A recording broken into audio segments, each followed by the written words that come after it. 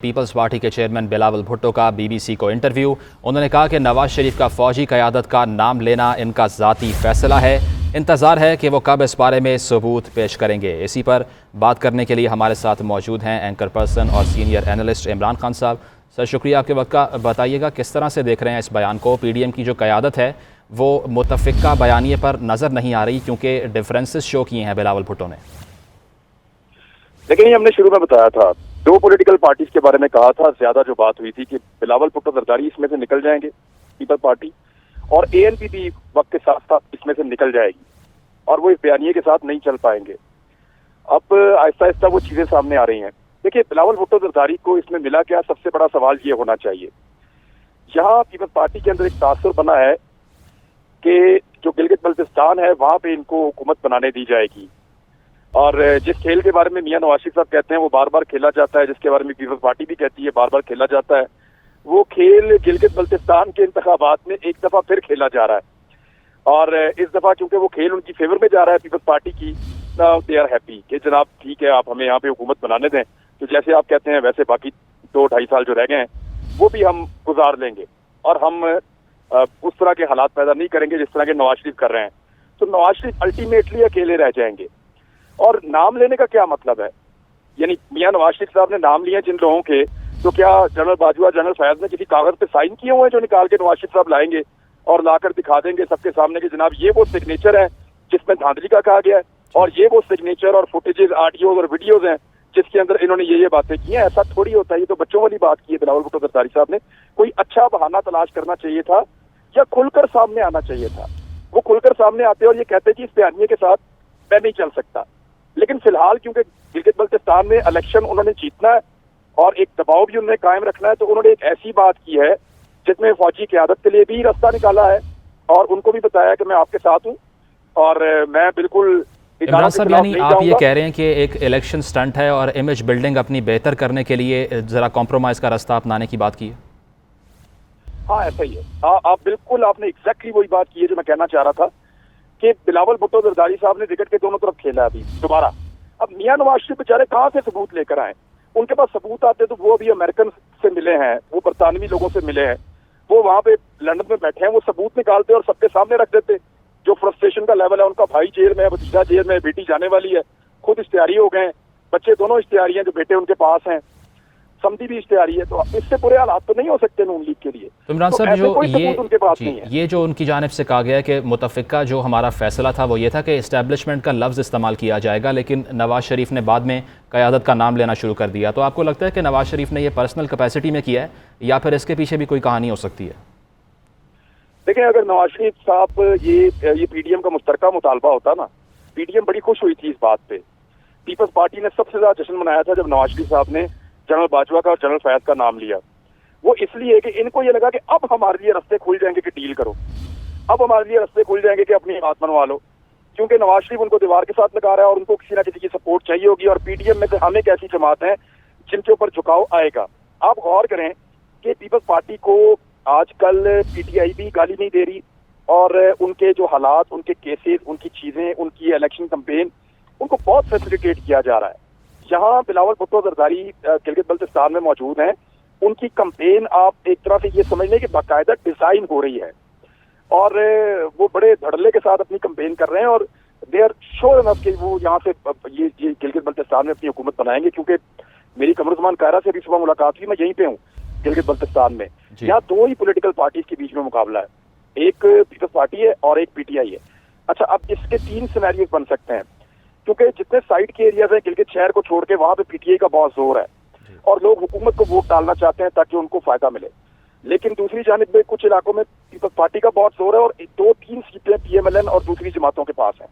तो अगर हुकूमत बनेगी तो 3 सिनेरियोस हो सकते हैं, या तो पीटीआई जीत जाएगी, या पीपल्स पार्टी अकेली जीत जाएगी, या फिर पीपल्स पार्टी एक अलायंस के साथ यहाँ पे हुकूमत बनाएगी। ये तीनों ऑप्शन मौजूद हैं।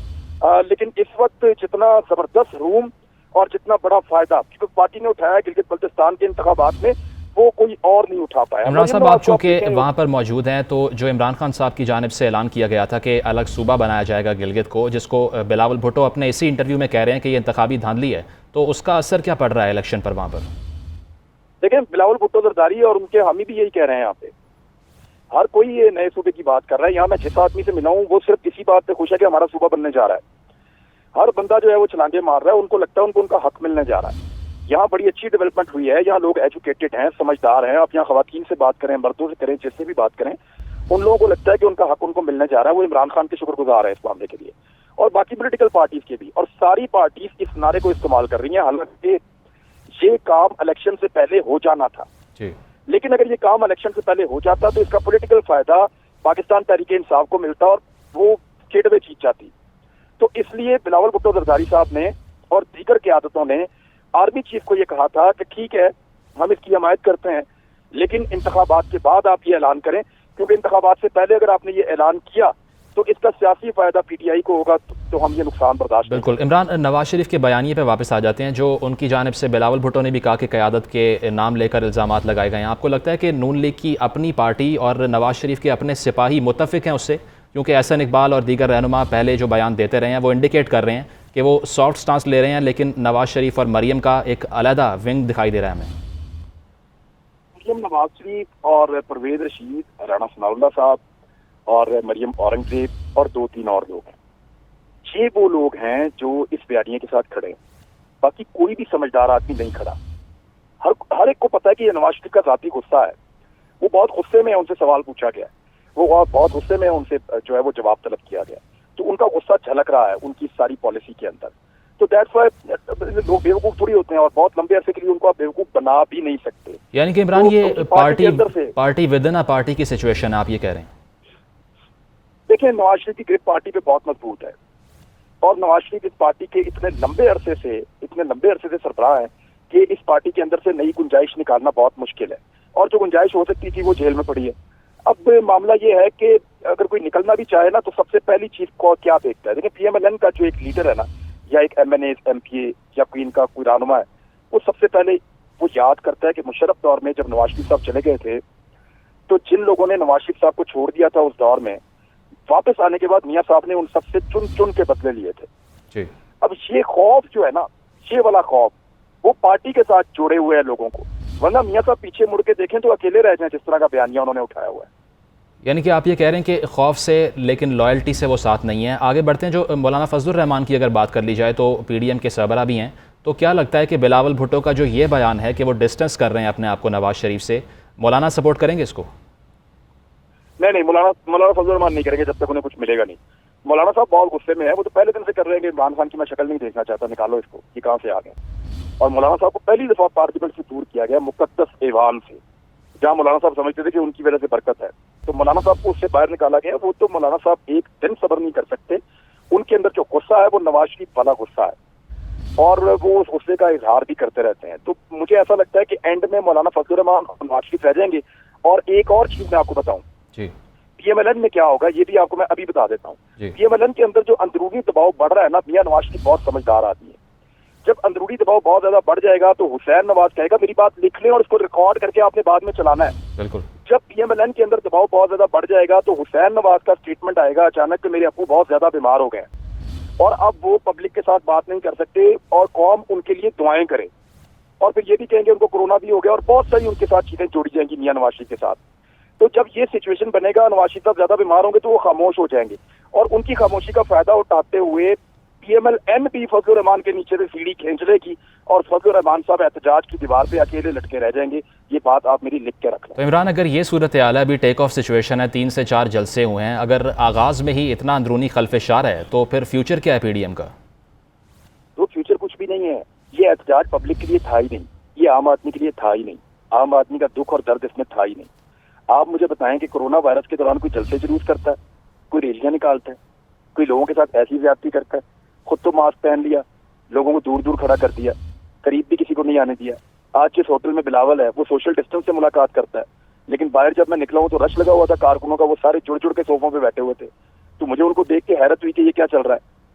तो ये आप अवाम का या लोगों का एहसास तो नहीं कर रहे, आप तो नहीं कर रहे लोगों का एहसास, ना ये लोगों के लिए ये तहरीक है।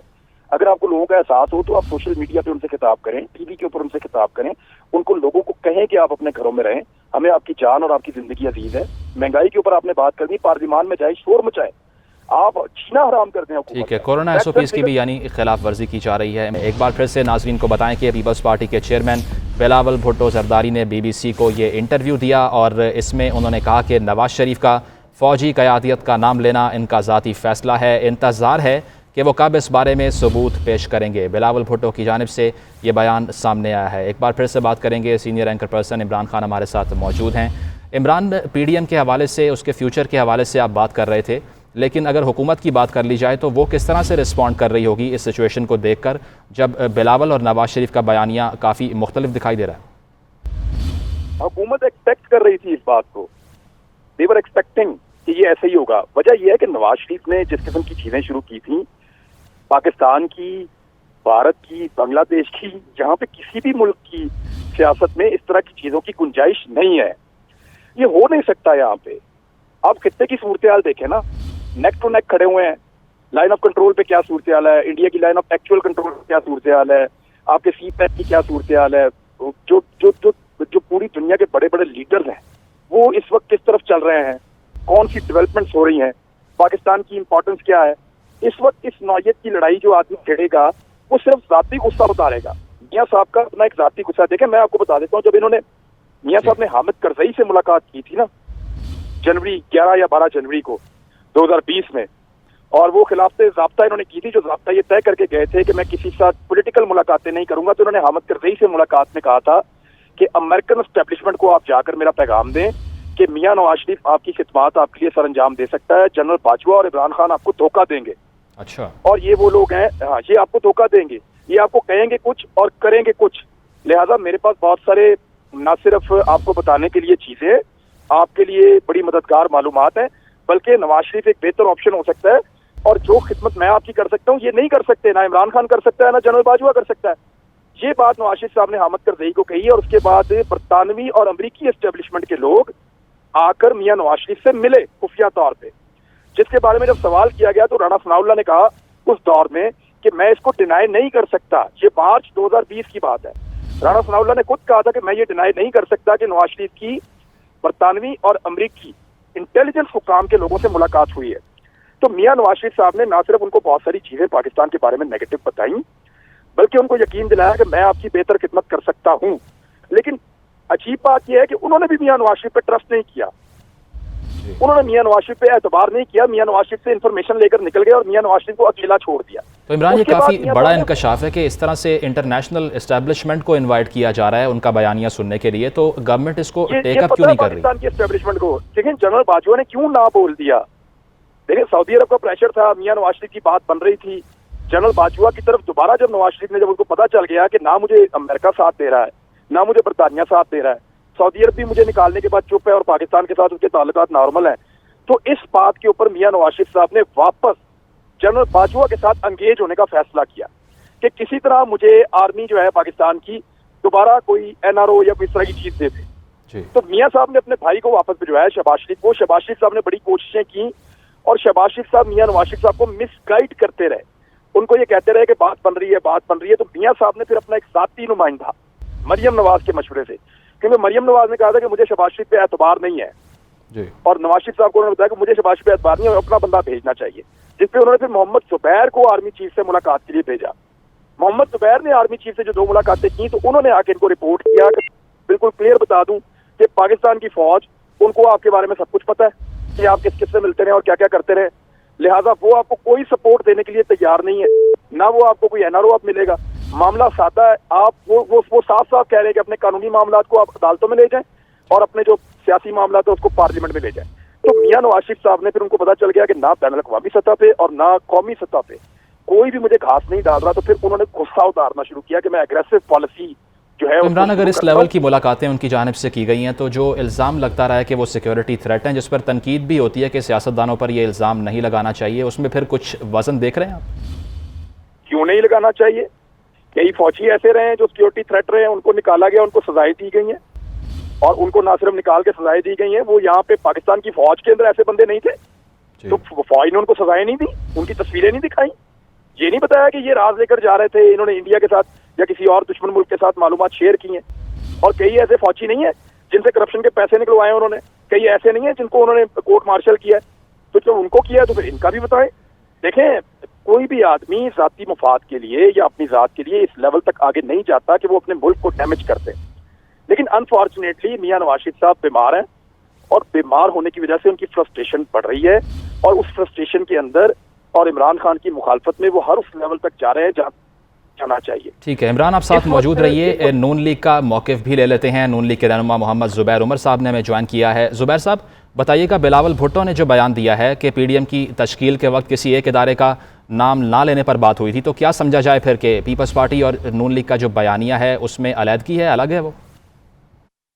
नहीं जी, बिल्कुल अलग अलग नहीं नजर आ रही। पहले तो मैं वजाहत कर दूं, देखें बिलावल भुट्टो हमारे इत्तेहादी हैं और उनकी राय हो सकती है और हमें एहतराम है उनकी राय का। लेकिन मियां नवाज शरीफ ने जो गुजरांवाला जलसे में बात की थी और उसके बाद कोयटा जलसे में भी बात की थी, उस राय पर हम कायम हैं। वो मियां नवाज शरीफ या PMLN की हुकूमत को जो तजर्बे हुए थे जब हम हुकूमत में थे 2013 से 2018 तक, वो जाहिर सी बात है वो फैक्ट्स थे। तो हम कहानियों के बेसिस पर तो मियां नवाज शरीफ ने जिक्र नहीं किया था। इतनी बड़ी बात करना कोई आसान नहीं होता जब तक आप का बिल्कुल उस पर फैक्ट्स के बेसिस पर ना हो राय।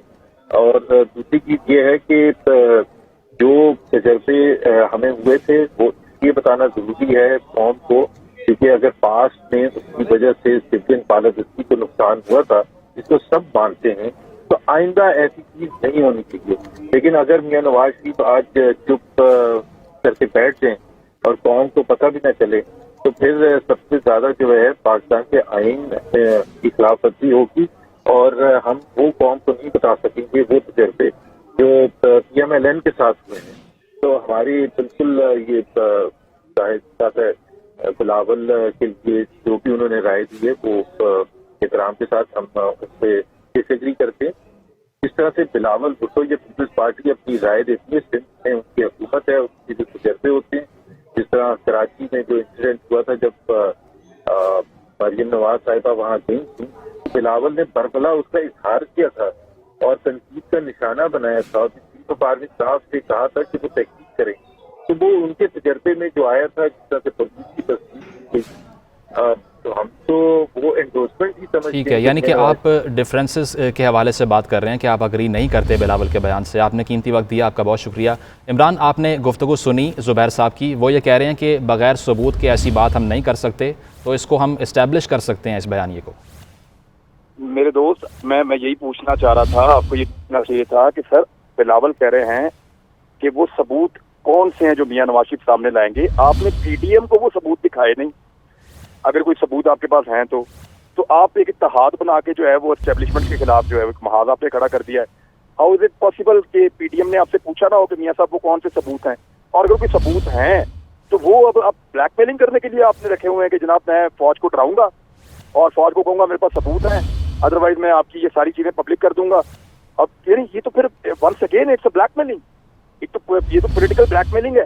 आपने नाम ले लिए बंदों के, आपने एक पूरा का पूरा मुद्दा खड़ा कर दिया। इफ यू हैव प्रूफ तो आप लेकर आए सामने, उनको प्रेजेंट करें और लाके आप बताएं कौम को, और कम से कम कौम को नहीं बताते तो PDM को बताएं ताकि उनका मौक़िफ़ एक जैसा हो जाए। लेकिन इमरान, वो कह रहे हैं कि तजुर्बात में फ़र्क है। वो कह रहे हैं कि बिलावल सिंध हुकूमत को अगर रिप्रेजेंट कर रहे हैं, उनके तजुर्बात और होंगे, हमारे सेंटर में तजुर्बात और थे, उसकी बेस पे हमने ये बात की है। नहीं देखें, वो बिलावल भी सेंटर में रहे हैं, ये भी सेंटर में रहे हैं। तजुर्बात तो जितना मियां नवाज शरीफ साहब का फौज के साथ दोस्ती का तजुर्बा उतना तो किसी का भी नहीं है। अभी मुझे बताएंगे, थोड़े दिन पहले जब मोहम्मद ज़ुबैर साहब मुलाकातें कर रहे थे फौज से, तो तब तजुर्बात कुछ और थे। थोड़ा सा पहले जब शहबाज शरीफ मुलाकातें कर रहे थे फौज से, तब तजुर्बात कुछ थे। जब नवाज शरीफ साहब जेल से निकल के और बिल्कुल इनके प्लेटलेट्स नॉर्मल थे, उनको साबित किया गया कि बहरहाल इस सारी सूरत हाल में पीपल्स पार्टी और नून लीग का बयानिया वाज़े तौर पर मुख्तलिफ दिखाई दे रहा है। इमरान, आपने कीमती वक्त दिया, आपका बहुत शुक्रिया। एक बार फिर से बात करेंगे बिलावल भुट्टो के BBC को इंटरव्यू से मुतल्लिक, जिसमें उन्होंने कहा कि नवाज शरीफ का फ़ौजी क़यादत का नाम लेना इनका ज़ाती फ़ैसला है। इसी पर बात करने के लिए हमारे साथ फिरदौस आशिक अवान साहिबा मौजूद हैं। फिरदौस साहिबा, बताइएगा, बिलावल भुट्टो की जानिब से एक डिफरेंस नज़र आ रहा है बयानिए से मुतल्लिक। उन्होंने कहा कि नवाज शरीफ को सबूत फराम करने चाहिए और उनको धचका लगा इस बयान से। आपका मौक़िफ़ क्या है इस पर? नवाज शरीफ 3 दफ़ा वज़ीर-ए-आज़म पाकिस्तान रहे हैं और कोई भी वज़ीर-ए-आज़म जब हलफ उठाता है तो उस हलफ का जो मेन कंटेंट है उसमें सबसे पहले इस मुल्क के साथ वफादारी और जो राज जो है कौमी मफाद के हैं, आपकी कौमी सलामती के साथ जुड़े हैं बहसीत प्राइम मिनिस्टर ऑफ पाकिस्तान, आप उन राजों के कस्टोडियन है, अमीन है और उनसे आप गद्दारी नहीं कर सकते। और लेकिन मियां नवाज शरीफ साहब बैरून मुल्क बैठ के बैरूनी आकाओं को खुश करने के लिए जाती उम्रा से जो बयानियां मुतारफ करा के अपने अदारों के कुछ हमलावर हुए हैं और अपने पब्लिक जलसों में जिस तरह से उन्होंने कौमी अदारों को मुतनाज़ा बनाने की कोशिश की है, तो ये एक ऐसी साजिश है जिसके ताने बाने बैन अल-अक़वामी सतह पे मिलते हैं।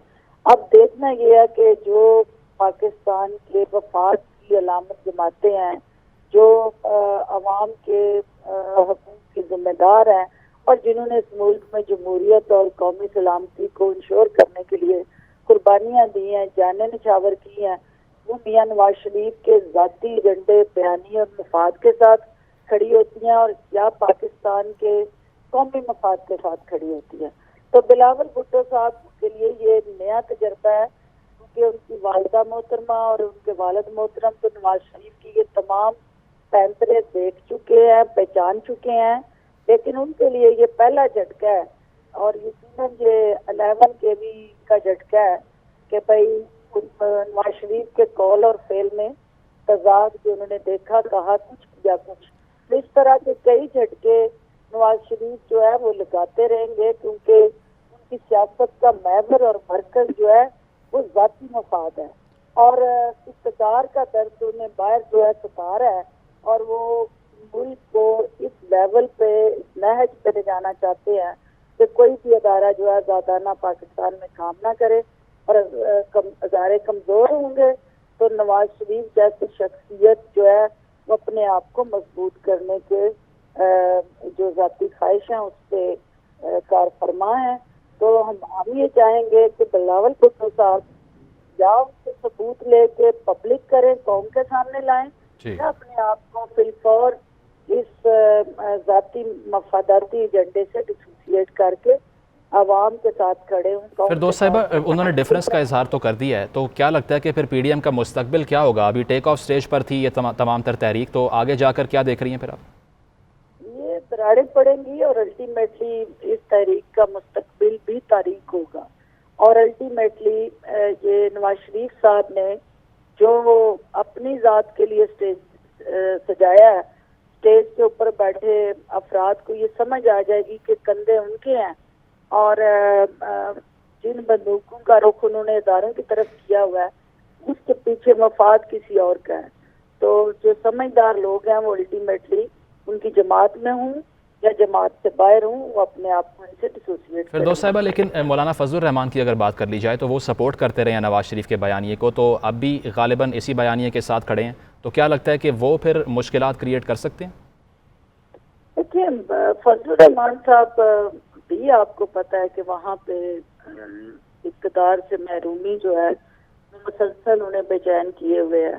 तो ये भी एक कॉमन एजेंडा और कंसेंसस पॉइंट है मियां साहब का और उनका कि हर हाल में अगर हम हैं इक़्तिदार में तो जमहूरियत भी ठीक है, अदारे भी ठीक है और कौमी सलामती के अदारों के किए गए फैसले भी ठीक है, और अगर हम इक़्तिदार में नहीं है तो फिर कोई चीज़ भी ठीक नहीं है, फिर सिर्फ हम ठीक हैं। तो ये सोच जो है अल्टीमेटली ये पाकिस्तान के लिए ज़हर कातिल है। दोस्त साहिबा, एक ये बयानिया भी सामने आ रहा है कि बिलावल का ये बयान इसलिए कि गिलगित के जो इंतखाबात होने जा रहे हैं उसके लिए इमेज बिल्डिंग कर ली जाए और ज़रा अग्रेशन को कम कर लिया जाए, इसको कैसे देख रही हैं आप?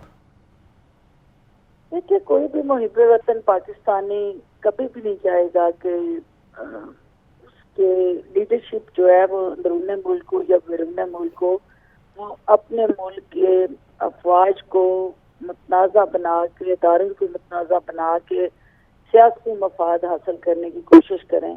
तो बिलावल भुट्टो साहब को पता है कि गिलगित बल्तिस्तान हो या पाकिस्तान के चप्पे चप्पे में बसने वाला 22 करोड़ जो पाकिस्तानी है, वो हर कोई सिपाही है और वो सीसा पलाई दीवार बन के अपने मुल्क के मफाद के साथ खड़ा है और अपने इदारों के साथ खड़ा है। तो वो गिलगित बल्तिस्तान का इलेक्शन हो या कोई भी इलेक्शन हो, जो भी शख्स पाकिस्तान की कौमी सलामती पे हमलावर होता है वो हम उसकी मुस्तरद कर देते हैं। तो जो शख्स कौमी सलामती के साथ खड़ा होता है, क्योंकि लोगों ने जाने कुर्बान की हैं इस पाकिस्तान बनाने के लिए, बहुत सारी कुर्बानियां दी गई हैं, तो कोई भी शख्स ये नहीं चाहता कि उन्हें ज़ाती ख्वाहिशात की बेल चढ़ाया जाए और इस मुल्क को कमज़ोर किया जाए और इस मुल्क को, इसकी शनाख्त को दागदार किया जाए। ठीक है, बहुत शुक्रिया फिरदौस साहिबा, आपने अपना कीमती वक्त दिया। इसी पर बात करने के लिए सीनियर एनालिस्ट सईद काजी साहब ने हमें ज्वाइन किया है। काजी साहब, किस तरह देख रहे हैं इस सूरत हाल को? फिरदौस आशिक अवान साहिबा ने तो कह दिया कि PDM के बयानिए में ये आखिरी कील है बिलावल भुट्टो का बयान, आप कैसे देख रहे हैं इसको?